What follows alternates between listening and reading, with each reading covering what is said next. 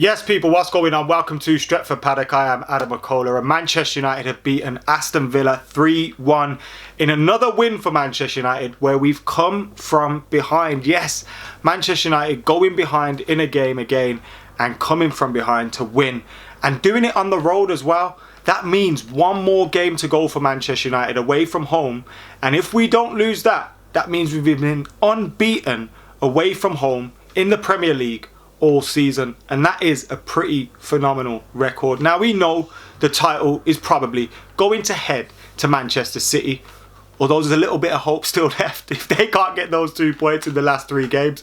But their away form has been incredible, and if you take that into next season and you improve your home form, because that's where we lost, any sort of title challenge or the title earlier in the season, then that's great to have, and Ollie deserves massive credit for that.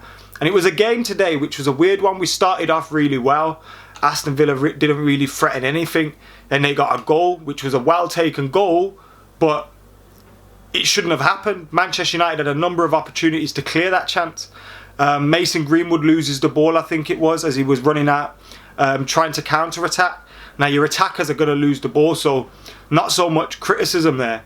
But then Fred, with a poor pass to McTominay, blind. McTominay is pressed by McGinn. His pass away is poor. He's not aggressive enough. He's not strong enough. McGinn wins the ball too easily.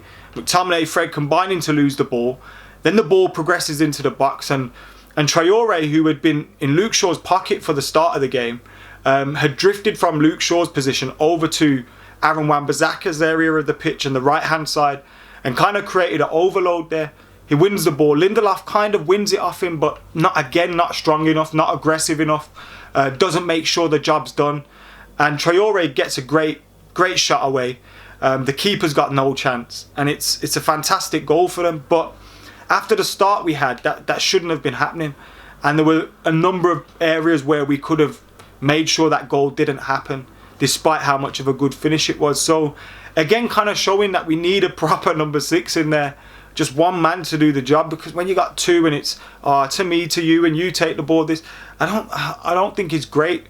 And especially in those games, Aston Villa are a good side, a good Premier League team, but do we need to be going there with those 2 sitting, especially when they can make mistakes like that? Now look, I think Fred did make a half decent start to the game. Didn't get much better after that for him though. And McTominay, he was all right in the second half, but that moment, which was a key moment, saw Aston Villa go 1-0 up. Lindelof as well, more aggressive, man. You got to be able to clear your lines there, take the ball. Once you got the ball, take the man out. You got the you know what I mean? Be stronger. I thought Luke Shaw though was very, very good, as was Harry Mcguire. And second half, disappointing to see him go down with an injury. Tried to come back onto the pitch. It looked like a sore one. It was an innocuous one. Cavani, who had just come on as a sub, kind of won the ball but sent it back towards his own goal.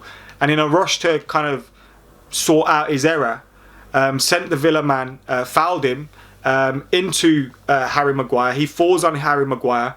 I don't know whether it's his ankle or the back of his leg or whatever, but it looked like a sore one. He tried to carry on as you'd expect. And Harry Mcguire has completed every Premier League game for Manchester United up until this one today, since he's arrived at the club.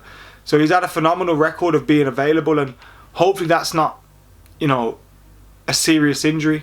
Like it'll probably mean he'll miss the next game, but hopefully it's not a serious injury, because he's been an ever-present for us, and he started off the season not great at all. He didn't have the best of summers.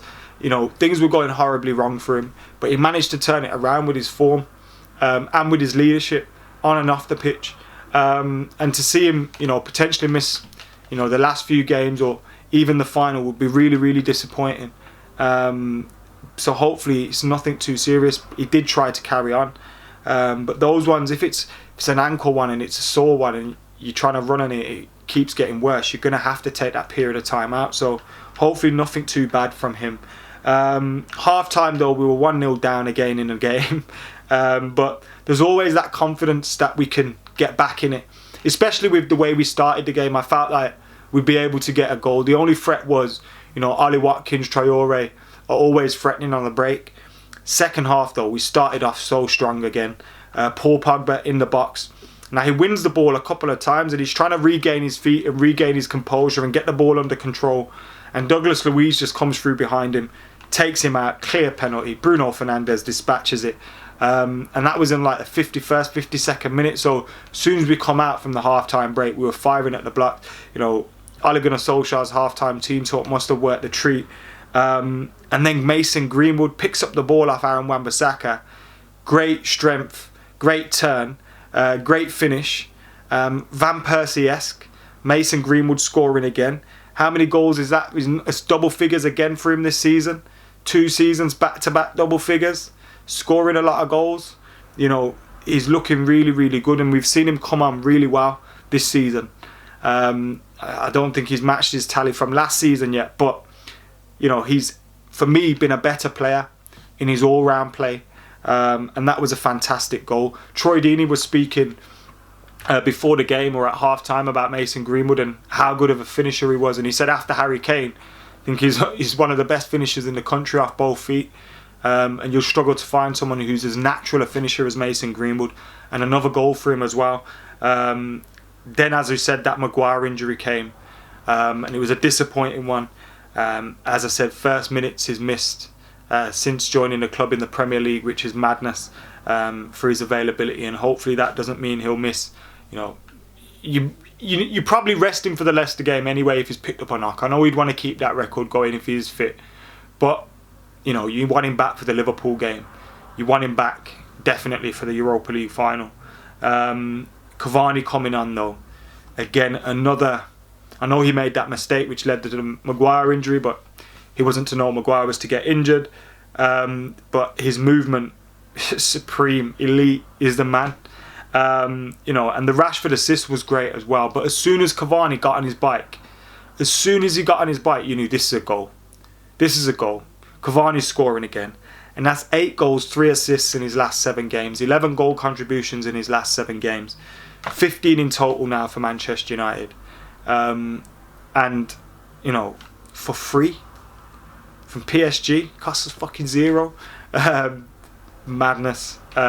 Top player. Elite movement. Absolute talent. So you got to keep him. You've got to keep him. You have to. And I thought as well, like, you know, hearing Martial's coming back soon, and look, Martial's got, you know, you got to work a lot more to get to the levels Cavani's at. But, you know, in the first half, I was sitting there thinking, we do miss him at the moment because Cavani can't play every game, and you need a striker in there, and we didn't have a natural striker in there, in and around the box, someone to play off, someone that was trying to get a goal. You know, Bruno, we were hoping would push in there, but obviously Cavani when he come on, you know, even, you know, Martial, Greenwood, Rashford, watch this guy. His movement is second to none. His finishing ability is up there with the best as well. But when you move like he does, you'll create so much chances for yourself, so much chances. And yeah, we need to get Cavani signed up ASAP to another year at this club. Same with Paul Pogba, I think, again showing how good he is for Manchester United in that left-hand position again. I know you want to get Rashford in that position; it's his best position. But we, you know, until we get that number 6 resolved, and we can maybe play a 4-3-3 and play that Rashford on the left, and hopefully we've got a right winger and whatever. You know, play Pogba there. Rashford's looking all right on the right today. He got a great assist, picked up a knock as well, or seemed to be struggling towards the end, although it may have been a dead leg or something. But again, someone you're going to need to protect over the next couple of weeks. You've got 3 games in quick succession, so we need to wrap the players up in cotton wool. But great win for Manchester United. Villa did have a player sent off as well towards the end, Ollie Watkins, for 2 yellow cards. I think the second one was for diving. But yeah, great win for Manchester United today. Another win coming from behind. Mason Greenwood scoring again. Edinson Cavani, so fucking good, man. Sign him up right now. But what a win for Manchester United. And fingers crossed for Harry Maguire as well, that he's back fit soon. So the title race, if it's a race, kind of continues. City aren't champions just yet. And it's always, like, I'm glad we didn't let them, you know, we didn't lose and give them, like, make them win it rather than us losing and giving them the league. But it's a little bit of hope, some might say. Anyway, get your thoughts in the comments below. Make sure you're keeping it like, comment, share, subscribe. I'm out of here.